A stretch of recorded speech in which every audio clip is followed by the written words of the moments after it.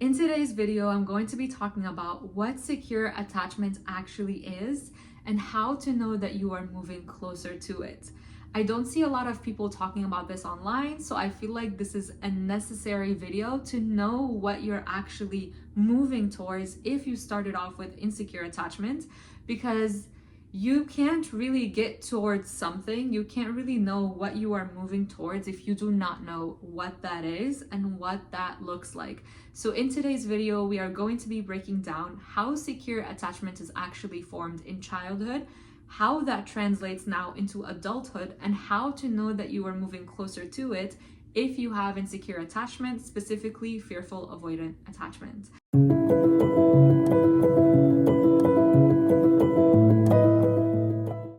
Let's jump right into the video. So how secure attachment is actually formed in childhood. So secure attachment is formed in childhood when the parent is able to attune to the child's needs, when they are able to soothe the child. So for example, when a baby cries, the parent is able to show up and meet that child's need. They're able to soothe them. They're able to soothe their distress, maybe pick them up if they need to be calmed down a little bit, maybe change their diaper, maybe feed them, whatever it is, the parent is able to show up and give the child whatever they need in the moment, whatever they're asking for. Or if they're feeling distressed, the parent is able to show up and soothe them by holding them, rocking them, whatever it is that helps the baby calm down and know that the world is a safe and predictable place. Which brings me to my next point, which is having a safe and predictable environment. That helps a child form secure attachment, because when a child has a safe and predictable environment, meaning there is no violence, there is no yelling, there isn't constant criticism, the child learns that the world is a safe and predictable place. And when the parent shows up for the child, for the baby, consistently in these ways, that is how the child learns the world is a safe and predictable place, and I am safe. I am safe in my body. But insecure attachment, when a child doesn't get all of their needs met, and they are not living in a safe and predictable environment, and they are not getting the love that they need, they are not being soothed, and the parent doesn't know how to sit with them in discomfort, then they form insecure attachment, because now they have the view that the world is unsafe, the world is unpredictable, and I am not even safe in my own body. I don't even know my own needs. I don't even know how to soothe myself. I don't know how to emotionally regulate. I never had that. I don't even know how to ask for my own needs and have them met. I don't know how to set boundaries, because I feel like I have to be enmeshed in my relationships, or otherwise people will leave me. Otherwise I will get punished. Otherwise I will be criticized. But what this looks like in adulthood for a securely attached person is that they grow up now seeing the world as a safe and predictable place. They are able to take risks. They are able to allow themselves to be held by other people in moments of stress, because eventually life happens, and none of us are immune to life. None of us are immune to the things that come up in life that can be really painful to process. But the difference between secure attachment and insecure attachment is that insecure attachment, you allow yourself to open up because you view the world as a safe and predictable place, and allow people to hold you in moments of vulnerability, in the moments when you are feeling like you are not at your best, in the moments when you are feeling stressed, in the moments when you're experiencing a lot of difficult, negative emotions. Whereas in insecure attachment, specifically talking about fearful avoidant attachment in this video, you don't feel like you can allow yourself to be held. You can't allow yourself to open up because you don't see the world as a safe and predictable place. And when someone even shows up, and let's say they are showing up with unconditional love, they are not criticizing you, they're just here to love you, you have a hard time even believing that that is real, and you wait for the other shoe to drop. And because, like I said, you need to feel safe in the world, you need to feel that the world around you is safe and predictable, and you also need to feel safe in your body. Even when the outside world feels safe and the relationship you are in feels safe, you internally do not feel safe in your body. And so what needs to happen to be able to heal this attachment style is to create that safety within yourself, not only in your environment. And a lot of the time, self-sabotage can happen when you have a safe environment around you, but you still don't feel safe internally. Your body is still in survival mode. You are still on the run. You have this negative association that love is unsafe. Love is unpredictable. I cannot open up my heart and share with this person vulnerably, because that is really how we connect as humans. When you are showing up and you are not allowing yourself to be held, you are not opening up your heart, how can you really relate with another human being? Like, that's really what we have to relate on with every single human being, is our human experience. That is what we all relate on and have in common, our human experience, our human emotions, whatever we are going through, the difficulties. But because you believe the world is unsafe and unpredictable, you can't allow yourself to open up in that way and really just share raw, vulnerable emotions.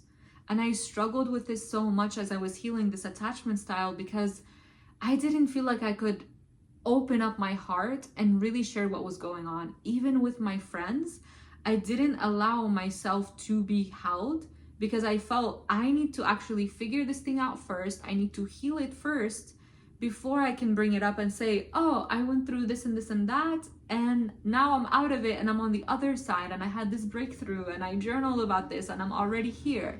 I didn't feel safe in my body to just open up and share what was going on as it was happening.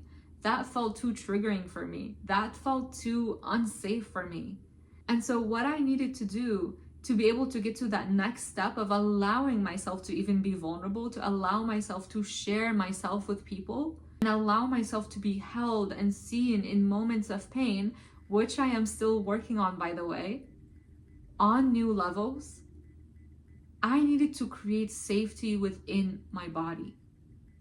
Because once you create that safety in your body, and your body feels like, okay, we don't need to be on high alert, we don't need to be on the lookout for all of these things, we're safe here, it's okay. Then you are more in control of your conscious mind, and you're able to make different choices in the moment. So even when you're in that moment of connection with someone and it feels so scary and you feel like, I can't open up, I can't share what I'm going through, like this is too much, I can't even allow this love in, like that is not safe because in the past it was unpredictable and it was scary. When you are in those moments, if you have created safety within your body, you are now allowing yourself to sit in the discomfort because you know that it's not actually dangerous. But when you feel really unsafe and you are constantly on this hyper alert mode and you're going from one thing to the next and you're suppressing your emotions, you're suppressing your human experience, and you're like, no, I'm not going to look at this. I'm not going to sit with this emotion. I'm not going to share this. This is too much. Most of your energy is up here in your head, and you're constantly making up stories, you're constantly analyzing maybe interactions with other people, you're over analyzing everything in your head, and you're not actually allowing yourself to feel things in your body because that feels unsafe. Remember, you don't feel safe in your body. And so how can you even allow yourself to sit in your body and really feel what is going on? But it is through that you allow yourself to sit in uncomfortable emotions and share openly with someone else.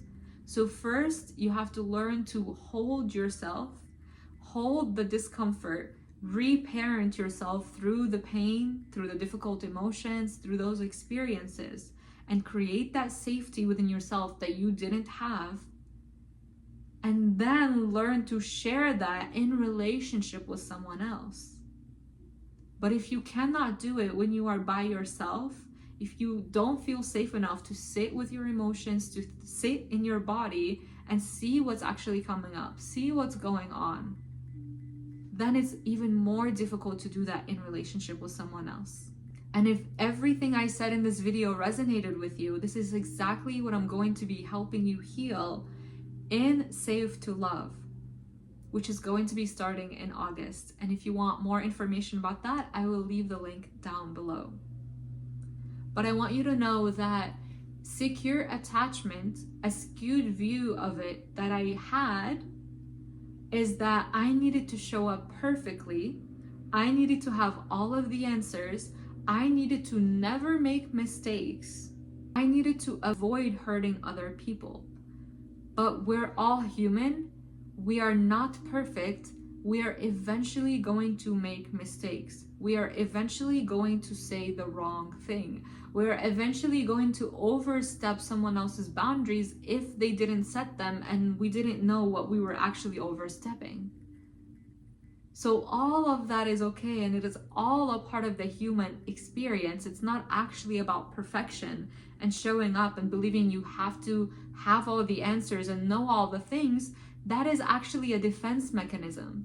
That is actually a way to protect yourself by putting up this little facade of I am perfect, I don't experience negative emotions, I don't go through anything hard.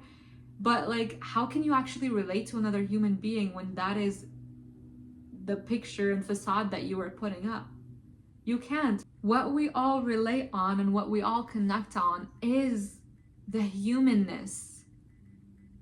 Have you ever someone said something silly, or they were just being awkward, or they just did something that was just human, and you were like, wow, I want to be their friend. I love that they just did that. They just laughed weird, they said hi in an awkward way. For me, when I see people do that and they're just being human, they're not putting on this facade of oh, I am going to be professional now, or I'm going to put on this image of oh, I'm like this now, I am proper, I don't make mistakes. I'm just saying these silly things out loud, but notice the difference that you feel when you're around someone who just feels like they're so perfect that it's not even relatable. You can't even relate to them. But when someone is awkward and quirky and they're just have this vibe about them, they just allow themselves to be silly and playful and human, that is actually when you can connect with them even more. And this is just one level of it, a basic silly level of it, but it goes to even the higher levels of it on more intense levels of when you make a mistake that can actually be used as a moment of connection. And secure attachment is actually about rupture and repair. When you make a mistake, you take accountability and responsibility, ability. You are able to respond in the moment, and you are able to take accountability for what just happened and learn from the situation and then do better next time. That is really all you have to do. You do not have to show up perfect and have all the answers and just be this robot. No. You get to be yourself. And one of the skills that you will develop as you heal fearful avoidant attachment into secure attachment is learning how to show up imperfectly and taking accountability for what is showing up. Taking responsibility instead of blaming other people, instead of blaming your life experience and what is going on other people. You are taking that power back into yourself, and you are taking responsibility and accountability for what is actually going on. Because in a healthy, secure relationship between two people, both parties are responsible, both parties take accountability. It's not I just blame this on you or you just blame everything on me. We're both co-creating in this relationship. We're both creating something and bringing something into the relationship. And so we need to be able to take responsibility for what is coming up and be able to discuss it and be able to resolve anything that comes up or resurfaces. So that is everything that I have for today's video. We talked about what secure attachment is, how it is formed in childhood, how that translates into adulthood, and how to actually know if you are getting closer to this. So if you've been feeling I don't know if I'm healing this yet, The barometer for this is, can you allow yourself to be held in difficult moments? Can you allow yourself to sit in the discomfort? Can you allow yourself to be vulnerable and open up? Even if it still feels scary and you feel the urge to run away. Even if it still feels scary to sit in that moment of discomfort when you're connecting with your partner, that is okay. That is a sign that you're healing. The fact that you're even noticing that is a sign that you are healing. Experiencing those moments doesn't mean that you are failing. That is what I used to think. When these experiences would show up, I would think, oh my gosh, I'm still not healed. I am failing at this. But noticing it is a part of the healing. Shedding light on it is a part of the healing. And then you move into the next step of healing it, of changing the response. But we need to be able to create the safety in your body to be able to sit in that discomfort even longer, to be able to open up. And if you want to watch my video on this, I have a video, I don't remember exactly what it is called. I'm really bad at remembering video titles, by the way, even though it was not that long ago. But it was like how to know if you're healing, or the different stages of healing, something like that. But I will link that down below as well, so that you have access to that and you can watch it and see and realize that you are actually healing right now. Even by just watching this video, by shedding light on all of these patterns and knowing what's going on, you are healing. And I will leave the link to anything that I mentioned in this video down below. I will see you in the next video, or in Safe to Love. Bye.